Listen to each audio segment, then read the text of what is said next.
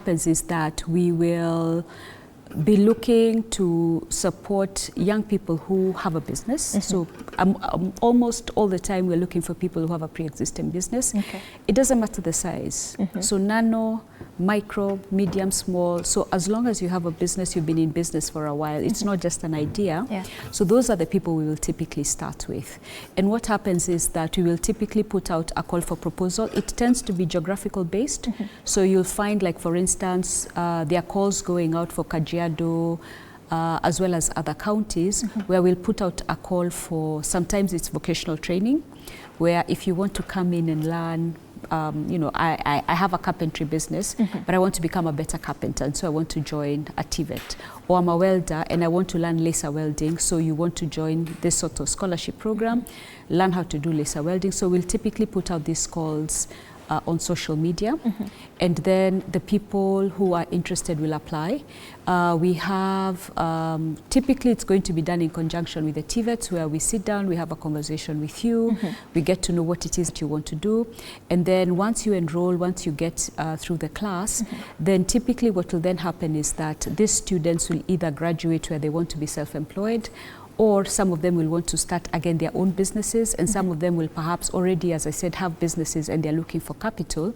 This is when we now then have a conversation with, let's say, the bank, and we say, if this is the kind of support that you need, this is what you need to do to make sure that you are investor ready and able to access credit from the bank. So it tends to be a journey. You get the skills, we provide you financial literacy, the bank provides access to finance, and then together we see how do we really push these businesses into becoming stronger over a period of, you know, over a period of time. So ideally, in the long run, how do you measure the success of the program? So we measure the success of the program in a couple of things. For the workforce training, for the people who are getting vocational training, number one, you have the skills that you needed. Do you feel the skills had value? And then the second is, were you able to then be placed in some sort of employment? Or were you able to start some sort of trade based on this training that you got? So there's that, it's training, but then after that, were you able to get some sort of either job placement or market placement? And then for businesses, we have a few metrics that we look at. Some of them are around how sustainable is your business? In terms of, have you increased turnover? Have you increased your cash flow?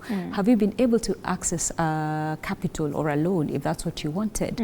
Are you being able to better reach your target population through, you know, better marketing? So we have a series of metrics that we use to really try and make sure that we are tracking not just the training, but also what comes out of the training to make sure that it's valuable. Thank you for that, because I was coming to that question. If at all you do the tracking, you know, when somebody has achieved or not achieved whatever they wanted, then how do you come in to just help the situation, or are they stuck at that point? But you also mentioned that you've supported over 39,000 youth MSMEs, and you've also created more than 150,000 jobs. So how do you work around these regulatory or structural limitations in the counties? So by regulatory challenges, presumably you're talking about things like business registration, things to enrollment. Yes, so that's a really good question, and you have really gone to the heart of what sometimes makes it hard to start and sustain a business. So what we've been able to do is that there are quite a number of industry players who are working in that space of creating a more enabling environment.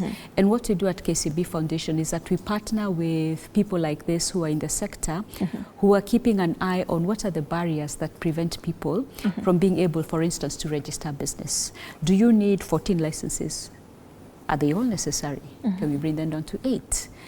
For some people, especially think about persons with disability, right? Is it easy for you to register your business? What are the barriers? So there are lots of industry players who are really working in this space in terms of creating a more enabling environment. I also really have to acknowledge that also, if you look at some of the work that is happening in the counties, there are also some counties that have very deliberate efforts towards making it easier to invest in their counties. So in terms of when it comes to these youth groups, making it easier to have partnerships with entities like KCB Foundation and KCB Bank, where you're then now able to do things like access credit. You're able to really get into the county, can I say, ecosystem or value chain, where you're then now able to be really embedded in how the county does business. Yeah. Now, speaking of counties, how widespread are your programs across the country? So we're in all 47 counties. We like to say plus Kakuma.